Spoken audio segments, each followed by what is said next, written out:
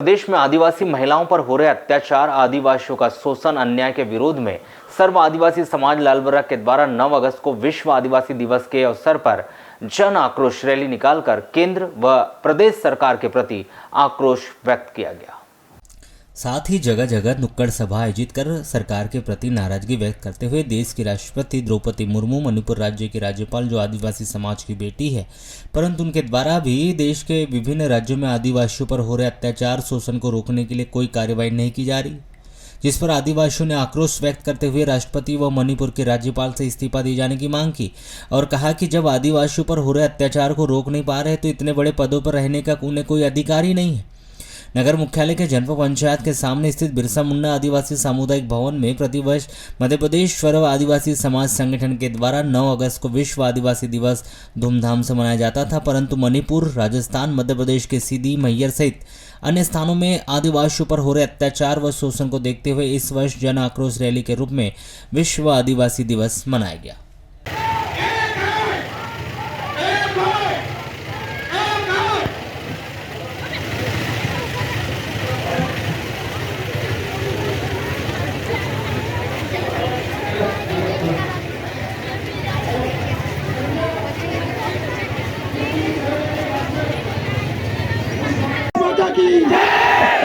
माता की और मैं हम सब एक हैं, हम सब एक हैं। भारत माता की जय, भारत माता की जय। जब भी हुआ जागा है राष्ट्रीय संडोला है, जब भी हुआ जागा है राष्ट्रीय संडोला है। हम सब एक है, हम सब एक है। मैं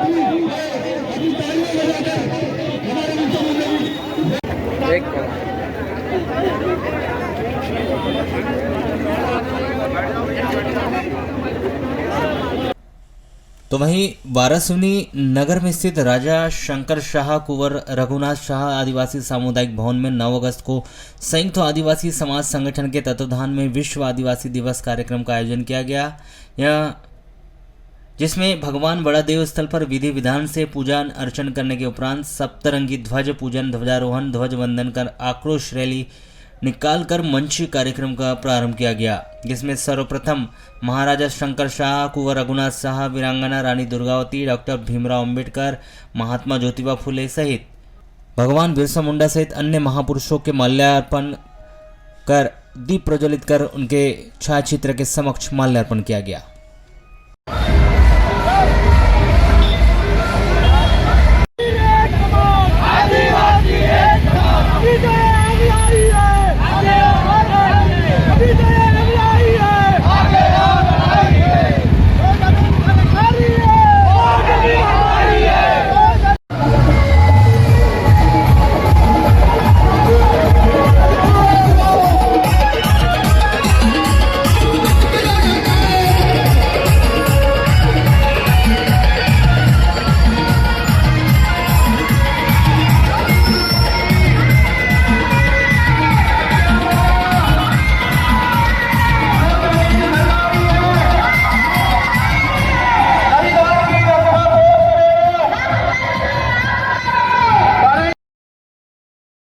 नौ अगस्त विश्व आदिवासी दिवस के दिन देश और प्रदेश में लगातार बढ़ रहे आदिवासी महिलाओं पर अत्याचार सहित आदिवासियों के शोषण और दमन के विरोध में आदिवासी समाज ने जन आक्रोश रैली निकाली। इस जन आक्रोश रैली में जिले भर से आदिवासी समुदाय के अलावा एससी, ओबीसी और अल्पसंख्यक समुदाय के लोगों ने भी हिस्सा लेकर बढ़ती घटनाओं पर अपना आक्रोश जाहिर किया। इस दौरान केंद्र और प्रदेश सरकार के खिलाफ आदिवासी अत्याचारों पर अंकुश नहीं लगा पाने पर नाराजगी भी देखी गई। जन आक्रोश रैली में हजारों की संख्या में हर उम्र के लोग मौजूद थे। जन आक्रोश रैली की शुरुआत रानी दुर्गावती समाज के भूमिकाओं द्वारा गोगो से किया गया, जिसके बाद जन आक्रोश रैली कलेक्ट्रेट के सामने से होकर अम्बेडकर चौक, हनुमान चौक, मेन रोड होते हुए काली पुतली चौक, रानी अवंतीबाई चौक, बिरसा मुंडा चौक, जय स्तंभ होते हुए कलेक्ट्रेट पहुंची और वहां ज्ञापन सौंपा गया। जन आक्रोश रैली हर चौक में वक्ताओं के द्वारा संबोधन के साथ ही चौराहे पर लगी महापुरुषों की प्रतिमा पर माल्यार्पण भी किया गया।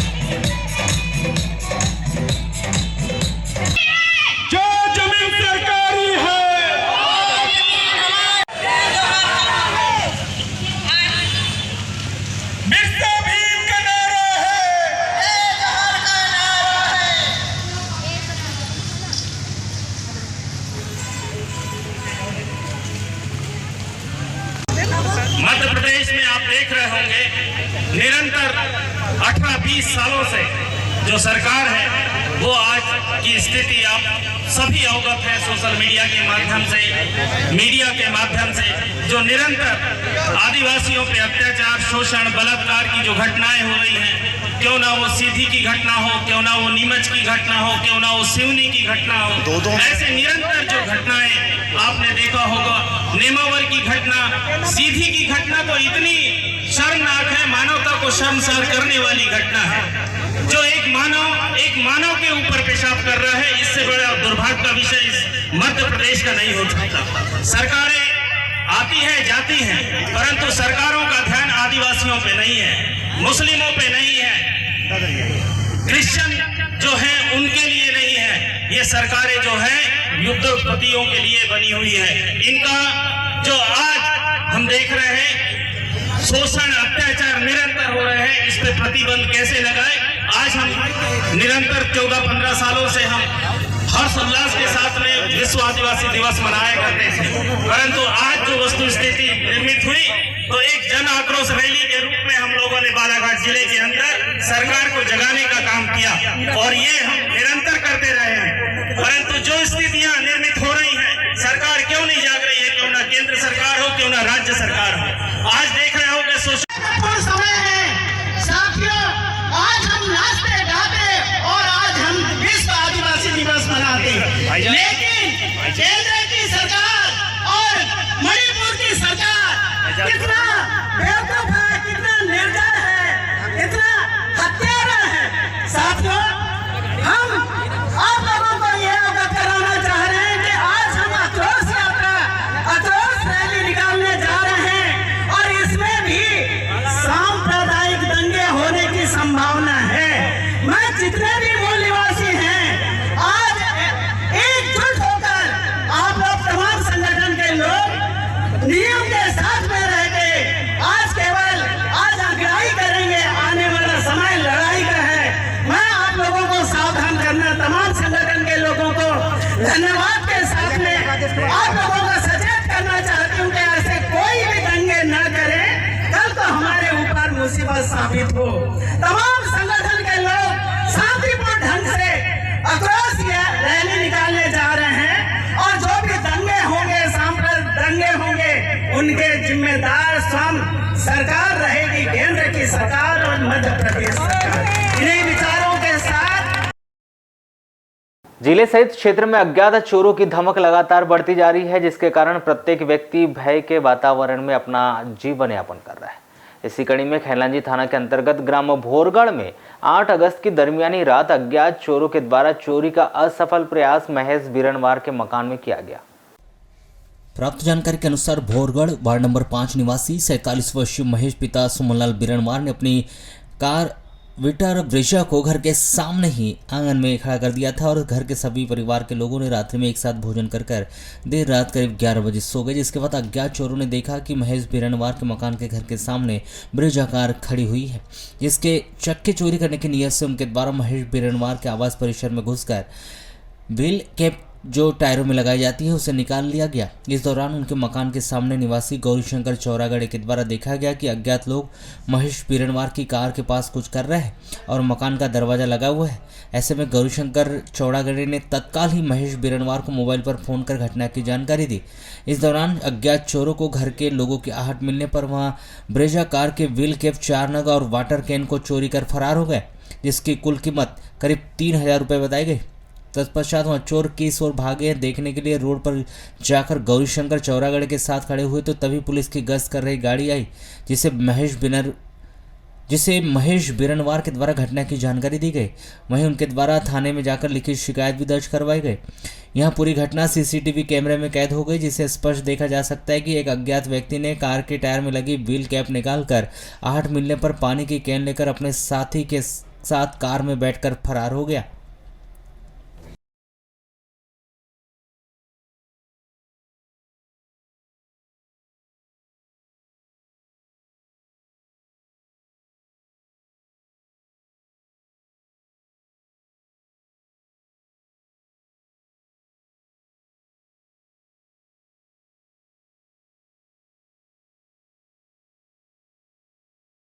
प्रदेश सहित संपूर्ण देश में एससी, एसटी, ओबीसी मूल निवासियों पर लगातार अत्याचार, शोषण होने का आरोप लगाते हुए बुधवार को मूल निवासी संघ के बैनर तले नगर में एक रैली निकालकर कलेक्टर कार्यालय में ज्ञापन सौंपा गया। जहां मूल निवासी संघ के पदाधिकारियों ने मणिपुर दंगा और सीधी पेशाब कांड सहित देश के विभिन्न प्रांतों में हुई अलग अलग घटनाओं का उल्लेख करते हुए मूल निवासियों पर हो रहे अत्याचारों पर रोक लगाने और देश में कहीं पर भी ऐसी घटनाओं की पुनरावृत्ति न होने की मांग की, जिन्होंने मुख्यतः मणिपुर में आदिवासी महिलाओं को निवस्त्र कर घुमाए जाने की घटना पर कड़ा ऐतराज जताते हुए नगर में एक रैली निकाली।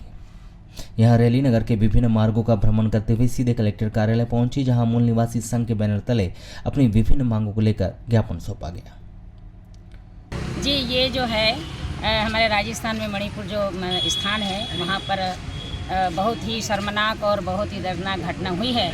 उसके बारे में हम शासन प्रशासन को जनाना चाहते हैं कि ऐसी महिलाओं के ऊपर अत्याचार ना हो और अत्याचार जो किया है उस अपराधी को जल्दी से जल्दी पकड़ कड़ी से कड़ी सजा दे। और यहाँ तक हमारा कहना है महिलाओं का, हमारी सारी महिलाओं के उसको मौत की सजा ही होना चाहिए, ये हमारा, ताकि ऐसी घटनाएं भविष्य में कहीं पर ना हो, किसी भी क्षेत्र में ना हो, भारत के अंदर कहीं पर ना हो, ये हमारा मांग है। पर हम लोग ज्ञापन देने आए थे, जो मणिपुर में निंदनीय घटना हुई है उसी संबंध में आए थे कि इस प्रकार की जो घटनाएं महिलाओं के साथ हो रही है ये पुनः ना हो, और जिनने इस प्रकार की घटना किया है उन्हें फांसी की सजा मिलनी चाहिए। एक ही विषय को लेकर आज आप लोगों ने ज्ञापन दिया? हाँ सर, एक ही विषय था हमारा। जिले के गढ़ी थाना क्षेत्र में आने वाले ग्राम डोंगरिया में 3 दिन से लापता इसी ग्राम की एक महिला का शव भी ग्राम से कुछ दूर पर स्थित नाले से बरामद कर लिया गया। मृतिका मायावती पति बुद्ध सिंह धुर्वे 38 वर्ष की नाले में तेज बहाव में बहने से मौत होने की संभावना व्यक्त की जा रही है। प्राप्त जानकारी के अनुसार मायावती अपने पति बुद्ध सिंह धुर्वे के साथ खेती किसानी करती थी, जिसके परिवार में 3 बेटियां हैं। बताया गया कि मायावती का मायका ग्राम डोंगरिया का है। यह भी बताया गया कि मायावती शराब पीने की आदी थी। 5 अगस्त को मायावती ने शराब पी और वह सिमरिया साप्ताहिक बाजार जाने के लिए बोल रही थी। उसके पति बुद्ध सिंह धुर्वे सिमरिया बाजार चला गया था। इसके बाद 1 बजे मायावती घर से निकली, किंतु वह घर वापस नहीं आई। जब उसका पति बुद्ध सिंह बाजार से घर वापस आया तो उन्होंने अपनी बेटियों से पूछा कि माँ कहाँ पर है। तब उन्होंने बताया कि मैं बाजार जाने के लिए निकली थी। रात में मायावती घर नहीं पहुंची। परिजनों ने सोचा कि मायावती कहीं चली गई होगी, किंतु दूसरे दिन भी मायावती के घर नहीं पहुंचने पर परिवार वालों ने उसकी खोजबीन की। 8 अगस्त को सुबह 7 बजे गांव से कुछ दूर स्थित पाटी नाले में एक महिला का शव देखा गया। यह महिला मायावती थी। इस घटना की रिपोर्ट बुद्ध सिंह धुर्वे ने गढ़ी पुलिस थाने में की थी, जहां से सहायक उप निरीक्षक के द्वारा मौका स्थल पर पहुंचकर पंचनामा कार्रवाई के पश्चात शव का पोस्टमार्टम करवाकर शव परिजनों को सौंप दिया है। संभावना व्यक्त की गई कि मायावती के शराब के नशे में नाला पार करते समय पानी के तेज बहाव में बह गई होगी, जिससे उसकी मौत हो गई होगी। आगे मर्ग जांच की जा रही है। बढ़ती जनसंख्या पर नियंत्रण एवं जनसंख्या वृद्धि के दुष्परिणामों के प्रति जागरूकता लाने के लिए शासन प्रशासन के द्वारा काफी प्रयास किए जा रहे हैं। वहीं सीमित जनसंख्या के लिए जगह जगह शिविर लगाकर नसबंदी सहित परिवार नियोजन संबंधी अन्य विकल्प भी दिए जा रहे हैं। बावजूद इसके कि आम लोग शासन प्रशासन की इस योजना का लाभ नहीं उठा पा रहे और भी जनसंख्या नियंत्रण के प्रति गंभीर भी नहीं है। वहीं प्रतिवर्ष के अनुसार इस वर्ष भी जिले में विश्व जनसंख्या दिवस जनसंख्या स्थिरता माह के रूप में 11 जुलाई से 11 अगस्त तक मनाया जा रहा है, जिसमें विवाहित दंपतियों को परिवार में 2 बच्चों तक सीमित रखने व परिवार नियोजन के स्थायी साधन अपनाने के लिए प्रेरित किया जा रहा है। लेकिन जिस गति से जनसंख्या वृद्धि हो रही है, इससे शासन प्रशासन के ये प्रयास नाकाफी नजर आ रहा है। वहीं स्वास्थ्य महकमा लोगों को पूर्ण रूप से जागरूकता करने में नाकाम नजर आ रहा है। प्राप्त जानकारी के अनुसार जिले में 2001 में की गई जनगणना के आंकड़े देखें तो 2001 में जिले की जनसंख्या 14,97,968 थी, तो वहीं 2011 में यह बढ़कर 17,01,698 हो गई है। जनसंख्या वृद्धि में 13.60% की ग्रोथ होना बताया जा रहा है। वहीं 2011 के बाद आंकड़े विभाग के पास भी नहीं है और जिले में के तमाम प्रयासों के बावजूद भी लोगों में जागरूकता की कमी देखी रही है। परिवार सीमित रखने की कई तरह के प्रलोभन और योजनाएं होने के बावजूद भी लोग सीमित परिवार नहीं रखना चाह रहे हैं। जिले में होने वाली महिला पुरुष नसबंदी शिविरों में इस तरह के हालात देखे जा रहे हैं। नसबंदी कराने पर प्रोत्साहन राशि दिए जाने के बावजूद भी बड़ी संख्या में लोग इसे नहीं अपना रहे हैं और लगातार जिले की जनसंख्या बढ़ती ही जा रही है। जिले में परिवार नियोजन को लेकर आयोजित किए जाने वाली नसबंदी ऑपरेशन के आंकड़ों पर नजर दौड़ा है तो सामने आता है कि लक्ष्य के अनुसार नसबंदी ऑपरेशन का आंकड़ा नहीं हो पा रहा है। जिले में प्राप्त 9,620 लोगों की नसबंदी के विरुद्ध महिला व पुरुष मिलाकर कुल 1,864 लोगों ने ही ऑपरेशन करवाए हैं। इनमें कुछ प्रतिशत ऑपरेशन फेल होने की बात सामने आई है। इस हिसाब से स्वास्थ्य विभाग लक्ष्य के मुताबिक आधे ऑपरेशन भी नहीं करवा पाया है। क्या होता है, 1 अप्रैल से लेकर के 31 मार्च तक हमारा वर्ष होता है, तो जिसमें हमको टारगेट मिला है पूरे नसबंदी का, जिसमें पुरुष नसबंदी का टारगेट हमारा है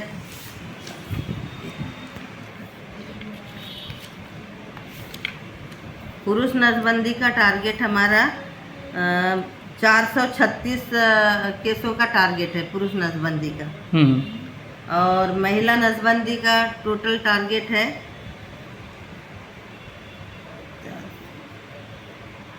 पुरुष नसबंदी का 385 का टारगेट है और महिला नसबंदी का टारगेट है 9,235। इस तरह टोटल हमारा 9,620 का टारगेट है हमारा।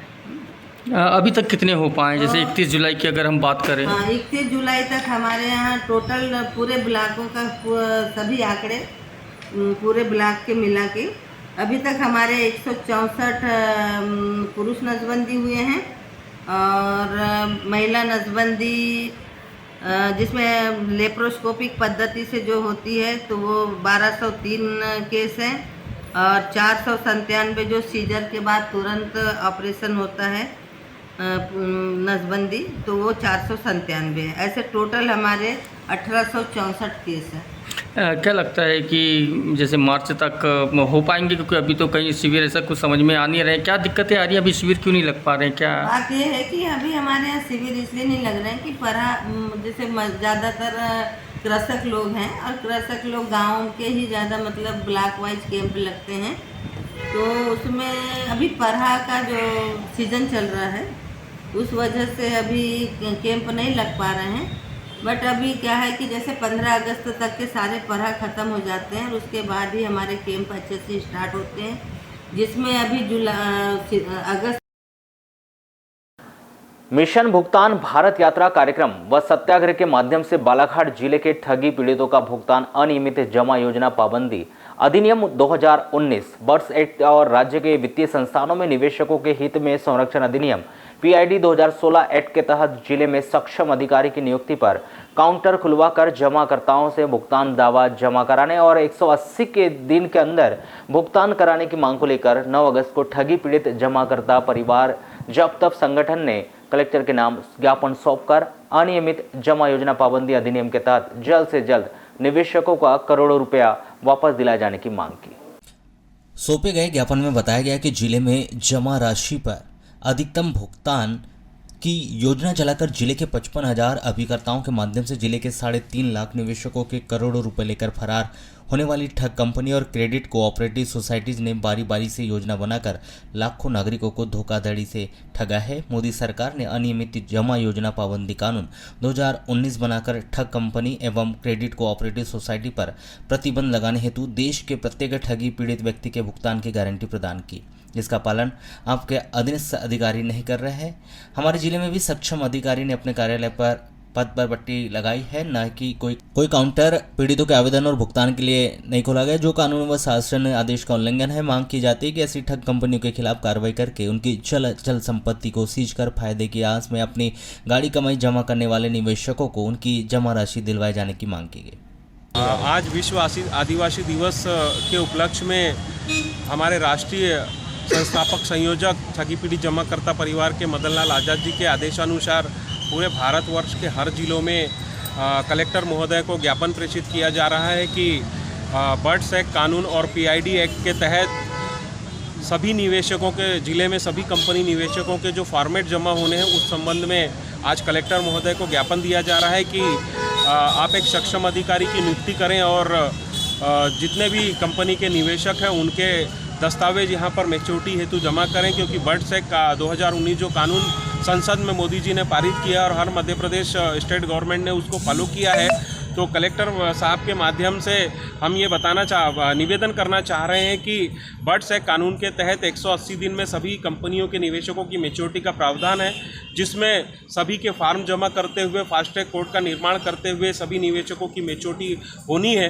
तो इसी माध्यम से आज हम सभी कंपनी निवेशक साथी जो हैं आज यहाँ पर उपस्थित हुए हैं और कलेक्टर साहब को हम लोग ज्ञापन सौंपने जा रहे हैं। क्या मांग रखते हैं? हमारी यही मांग है कि अविलंब हमने 5 से 6 बार कलेक्टर महोदय जी को ज्ञापन दे दिया है, लेकिन अभी तक हमारी कोई सुनवाई नहीं हुई, अभी तक कोई ऐसा आदेश पारित नहीं हुआ है। तो हम निवेदन करना चाहते हैं कलेक्टर महोदय से कि बर्ड्स एक्ट कानून 2019 के तहत एक काउंटर की व्यवस्था की जाए, एक सक्षम अधिकारी नियुक्त किया जाए और जिले के समस्त कंपनियों के निवेशकों के फॉर्मेट जमा होने स्टार्ट हो। सरेखा में बहुचर्चित ओवरब्रिज बनाने का काम भले ही कागजों में शुरू हो चुका हो, किंतु यदि वर्तमान समय की बात करें तो जिस प्रकार से चुनाव को देखते हुए जनप्रतिनिधियों के द्वारा सरेखा ओवरब्रिज बनाने की बात कही गई थी व जिस प्रकार से निर्माण कार्य शुरू किया गया था, वर्तमान में उस स्थिति पर नज़र नहीं भी आ रहा है। यहाँ के रहवासियों की माने तो अभी कुछ दिनों से ओवरब्रिज निर्माण कार्य प्रक्रिया पूर्णतः बंद बताया जा रहा है। तो वहीं कुछ छोट-मोट कार्य जरूर शुरू है, लेकिन जिस प्रकार से कहा जा रहा था कि ओवरब्रिज निर्माण कार्य शुरू हो जाएगा, उस प्रकार से यह काम शुरू नहीं हो पाया। आपको बता दें कि कुछ दिन पूर्व ही आयोग अध्यक्ष गौरीशंकर बिसेन के द्वारा सरेखा ओवरब्रिज का निर्माण कार्य शुरू करवाया गया था। वह कुछ दिन तक यहां ओवरब्रिज निर्माण कार्य शुरू भी रहा, किंतु पाइपलाइन शिफ्टिंग नहीं होने की वजह से कार्य फेज 1 से बनकर बैयर बाईपास की ओर से निर्माण कार्य शुरू किया गया था। वहां भी कुछ दिनों के चलने के बाद आज फिर बंद कर दिया गया। जिस प्रकार से यहाँ कहा जा रहा था कि ओवरब्रिज का कार्य सरेखा रेलवे बाईपास पर चल रहा है, अब वह वर्तमान समय में बंद होता ही नजर आ रहा है। भले ही कागजों में व लोगों से जनप्रतिनिधियों के द्वारा यहां भी कहा जा रहा है कि ओवरब्रिज का निर्माण कार्य प्रगति पर है और यहां निर्माण कार्य को लेकर बड़े होर्डिंग्स लगा भी दिए गए हैं। यहाँ निर्माण कार्य प्रगति पर है, पर वास्तव में यहाँ वस्तुस्थिति यहाँ नज़र नहीं आ रही है। समय यहाँ पर निर्माण कार्य प्रगति पर है। यहाँ के स्थानीय रहवासियों की माने तो लगभग 1 सप्ताह से यहाँ पर निर्माण कार्य बंद है। वहीं छोट मोट कार्य अवश्य बाईपास रोड और गोंदिया रोड पर किए जा रहे हैं, किंतु जिस प्रकार से ओवरब्रिज निर्माण का कार्य शुरू किया गया था, वह आम जन को लग रहा था कि जल्द ही बाईपास पर ओवरब्रिज निर्माण कार्य चल रहा है और शीघ्र ही यहाँ ओवरब्रिज बनकर तैयार भी हो जाएगा, किंतु यह सब दिखावा ही साबित हुआ। वह आज वर्तमान स्थिति में ऐसा नहीं लग रहा है।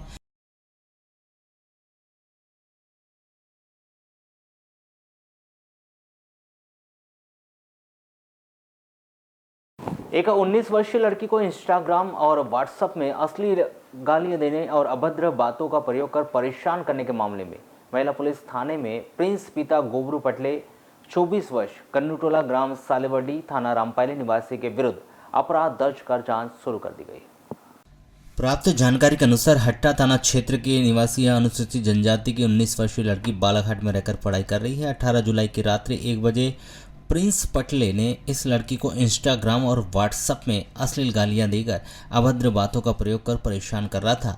इस लड़की के द्वारा की गई रिपोर्ट पर महिला पुलिस थाने में प्रिंस पटले निवासी गन्नूटोला ग्राम सालेवडी थाना रामपायली निवासी के विरुद्ध धारा 354 क (I) (V) 509 भारतीय दंड विधान की धारा 3/2 (VA) अनुसूचित जाति जनजाति अत्याचार निवारण अधिनियम के तहत अपराध दर्ज कर विवेचना शुरू की गई।